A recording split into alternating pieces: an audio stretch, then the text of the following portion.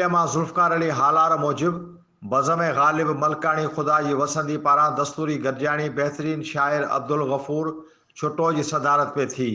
तकरीब में ख़ासि महिमान बहितरीन शाइर मिस्किन सिकंदर मला, लेखक अदीब शाइर कालम नगार ऐं सहाफ़ी इल्ताफ़ मलकानी, नामियारे शाइर साबिर सैयदपुरी, अख्तियार गौरी, लोंग मला, असगर गाॾई एज़ाज़ी महिमान तौर शिरकत कई।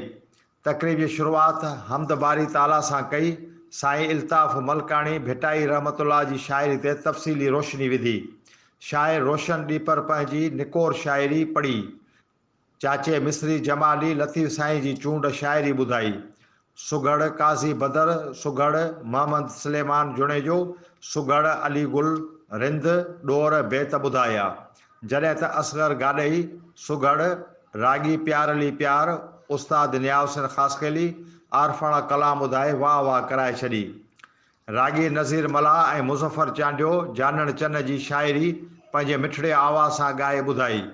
सूफ़ी फ़क़ीर सदाकत चांडियो, शाइर फयाज़ कमरानी, ज़ुल्फ़कार अली हालार, शेर मोहम्मद जमाली, अब्दुल हमीद जमाली, बशीर अहमद जोयो, लाहौती मोहम्मद रमज़ान जमाली, नंढड़ो अहमद अली जमाली समेत ॿियनि केतिरनि ई शाइरनि अदीबनि शिरकत कई।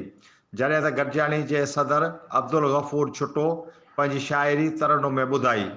बज़म ग़ालिब मलकानी पारां करारदाद पास कई वई त कराची में सिंधी माण्हुनि खे तहफ़ुज़ फ़राहम कयो वञे। कार्रवाई सेक्रेटरी ज़ुल्फ़कार अली हालार हलाई। आख़िर में रिफ्रेशमेंट पिणु कई वई।